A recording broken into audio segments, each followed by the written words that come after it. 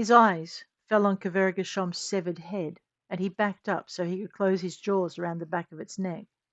Lifting it clear of the floor, he advanced, muscles straining as he tried to keep the rest of the carcass clear of the stones, and failed.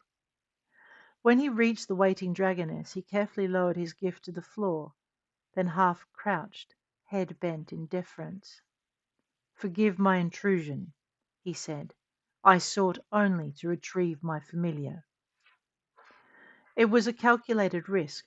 To admit the young man lying unconscious in her palm was his familiar, but Bright guessed she already knew of Sepelitis. The dragoness surveyed the severed head and neck, and then studied Bright. "Is he your only?" Bright lifted his eyes to her face, struggling to keep them from straying back to Sepelitis. "I only take one familiar at a time." The dragoness's jaw dropped in a gentle smile, one that showed needle-sharp fangs. "As do I," she acknowledged, then looked around the room. "How long have you known she dwelt in my lands?" Bright froze. There it was, the question he'd been hoping to avoid. "Perhaps a month," he admitted, and hoped this did not spell an end to what he'd only recently started. The dragoness narrowed her eyes. "And when did you learn of her?" Captain Ingeri slapped his hand over a sword hilt that was no longer there, moving in front of Bright as if there was any hope of him stopping a fight between two dragons. Bright hadn't dreamed the she-dragon could be so fast. She snared Ingeri in her claws before Bright had seen her forepaw leave the ground, lifting the knight captain before her face and examining him closely. The man squirmed carefully, but her grip only tightened enough to hold and not to crush. My, she observed, you are more loyal than wise, are you not?" She glanced back at Bright. "You should replace your wards before more hostile forces discover your home." Bright felt his tail lash and quickly brought the appendage under control.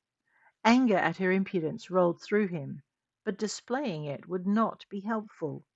With an effort he managed to keep his tone civil. "Is that a threat?" Again that small draconic smile. "No, Lord Bright, I have no need of threats when I hold the fate of your people in my hands." "Yet you do them no harm?" he observed, and the glow surrounding her dimmed to a faint luminescence. "Why would I?" she asked. Bright had no answer for that.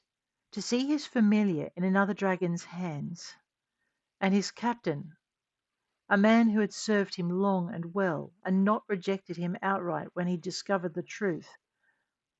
He drew a breath, searching for the words that would see her give them back, drew a breath, and let it out again. It was hard to keep his eyes on the dragoness's face and on his people. He drew another breath, but a flurry of movement at the dragoness's side distracted him. The dragoness snapped her head around to eye the intruder. "Liendel!" she reprimanded, but the young woman, peering over the edge of her palm, was too concerned with Sepelitis to pay the dragon any attention. "Sepel!" She dropped to her knees beside the boy, laying a hand on his shoulder. Bright started forward, but stopped at the she-dragon's warning hiss. "Leave the boy alone," Ingeri wheezed, renewing his struggles. "Cease!" The dragoness's voice cracked whiplash-sharp across the room, and they all froze. Even the horses who'd bolted toward the end of the room skidded to a halt and pivoted to face her. They huddled together, snorting uncertainly. The dragons ignored them, Bright because he was watching the she-dragon, and the she-dragon because she was studying the pear in her palm. The girl was not intimidated by her attention. "Mistress, he's dying!" she cried. The dragon made a dismissive sound. "Nonsense!" she retorted. "He has merely overtaxed himself by drawing more magic than he's used to." She paused to glare at the guard captain in her other paw. "And for what?" she demanded. To save a man too stupid not to strike a dragon from where it would not fall on him if he succeeded? Ingeri stopped struggling and glared back. It was worth it to save my lord's life. The dragon quirked a brow. Insolent and unrepentant too, she observed, shooting Bright a quizzical look. I don't know how you stand him. Because he is mine, Bright rumbled, and she laughed, setting Ingeri gently on his feet. No threat, but the advice remains. Your wards are out of place, and I would have you safe. Mistress! Spoken like an epithet, that one word was filled with disgust and reproach, and the dragoness glanced toward her. Now is no time for courtship, the girl snapped tartly.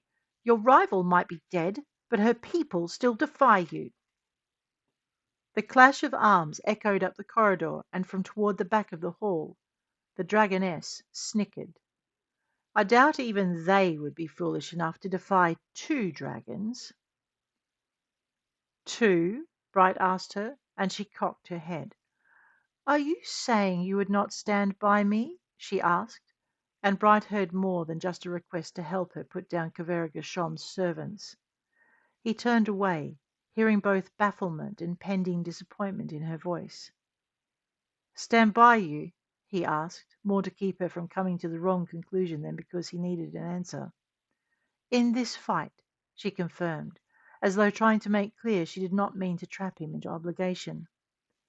Too late for that, Bright thought, reaching Kaveragashom's carcass. She caught me long ago. Turning the carcass so he could inspect the wound, he inserted a claw into the charred gash left by Ingeri's sword. It took just a few seconds for him to split scale and skin and muscle to expose what remained of the she-dragon's heart. Fortunately, the organ had shattered from the combination of Sepelitus's ungoverned magic and Ingeri's blade, but had been preserved by the enchantment bound into every dragon. That had resulted in an explosion of crystal shards linked by crystalline threads to a larger gem. Bright drew it carefully from the dead dragon's chest, using a spell of his own to ensure it survived the extraction intact. Cradling it in his forearm, he returned to the dragoness. Without a word, he took the heart in both clawed hands and laid it before her, nudging it gently over the stones until it rested by the paw that had held Ingeri. He even managed to ignore the cautious movement of her guards as they edged past her bulk to take up station alongside her, swords drawn and ready. As long as there exists a place beside you, he vowed, I would be honored to stand there. In support, the dragoness replied shortly, ignoring her familiar's cry of, Mistress! In support, Bright answered, then clarified, and more, until our spirits fly the beyond together. The dragoness sat abruptly, surprise etching her features. After a moment of stunned silence, she curved her neck to breathe a soft gust of fire over Sepelitus. Bright drew a sharp breath, then registered the glowing cloud engulfed the girl as well and kept his protest behind his teeth. The she-dragon would no more harm her own familiar than he would harm the boy. A gasp followed, then coughing, and then a sharp breath as Sepelitus realized where he was. If it hadn't been for the girl grabbing his arm with both hands, he might have fallen out of the dragon's palm in his haste to escape. The she-dragon hesitated a moment longer, then set Sepelitus and the girl on the floor beside Bright's guard so she could enter the room properly. Then so be it, she declared, approaching Bright and entwining her neck with his, until our spirits fly the beyond together. They came apart, pivoting so they stood flank to shoulder. Let them through, Bright roared, and the dragoness echoed his roar.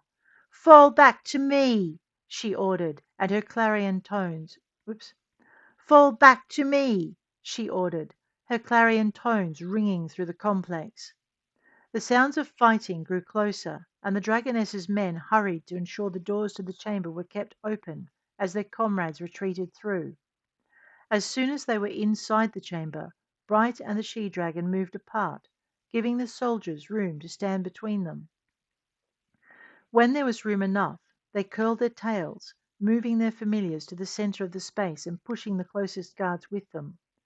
The she-dragon frowned, and silver light wrapped the crystal heart, lifting it to bring it gently down between them.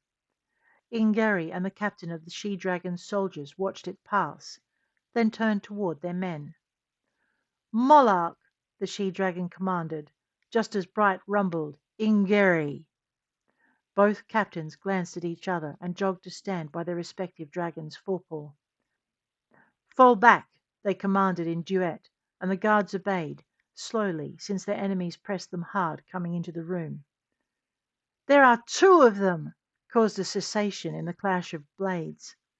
"Two!" It echoed through Kaveragasshom's fighters in tones of shock and alarm. "Two!" "She's dead! The mistress is dead!" "No!" The first man broke away, fleeing back down the corridor at news of his mistress's death. One of the she-dragon's guards broke as if to go after him, only to be pulled back by his comrades. Later. More of Kaveragasshom's followers drew back from the fighting, and then broke and ran when they were not pursued. Later, Moloch and Ingeri promised their men.